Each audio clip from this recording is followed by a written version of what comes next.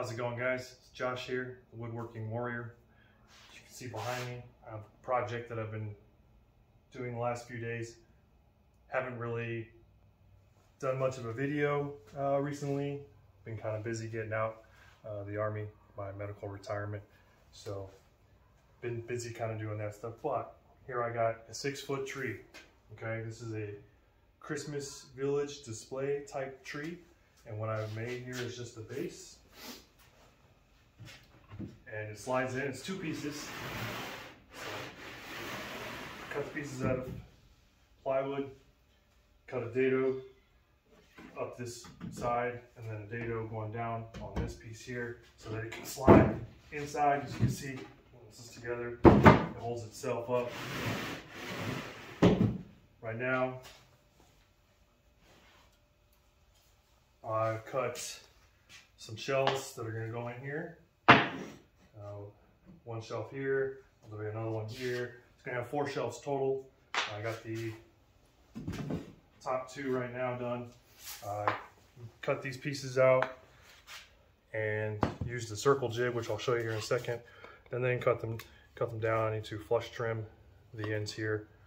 Then I will edge band it, put it all together. I plan to keep this thing from being all wobbly is that on the big shelf here is going to have on this side and then on the other side, so on 2 opposite opposing sides, I'm going to have threaded inserts on the actual shelf which go through here, and that way it'll lock it in opposite sides. And then another shelf, I'll do the same thing, so it'll be locked in, and then I'm going to use metal shelf pins for the other shelves, and those will sit and pop down into the shelves themselves. What I'll end up doing is routing out a little channel for the shelf pin to sit in, and it's going to be perfect, so it'll lock it in place. And that way this whole thing will be locked. The base is also going to be a solid piece of wood, 48-inch round circle, and what I'm going to end up doing is putting pins underneath that so that this will sit directly onto those pins. I'll drill out the holes in the bottom of this so that where it crosses, it's going to sit directly on that panel that's on the floor. So once it's all together, it'll be pretty heavy and it'll be fairly solid. So that's the plan. Let me show you here what I've been doing. I got the Miles Craft circle jig. I've been using this to cut all of the pieces so far. This right here is the base, a 48-inch circle. That's going to be the base. Here in a second, like I said, I'm going to end up putting lines going across down the middles of each side so that I know exactly where to drill, coming all the way through so I can put my shelf pins. I'm actually using these as shelf pins. They're actually metal dowels, 1-inch metal dowels, so that way it'll go halfway into the wood. I'll drill it down in there, and then I'll have the tree, this big huge part right here, sitting into the metal shelf pins. I hope that makes sense. Then I also got, like I said, some threaded inserts that kind of came apart, but it's got washers and thread inserts, and this is going to go through. Like I said, I'll have a shelf that's going to be here, and then I'll drill a hole and the threaded insert will be in here, and then that way the threaded insert will go all the way through on one side here and one side over here, and it'll lock it in place.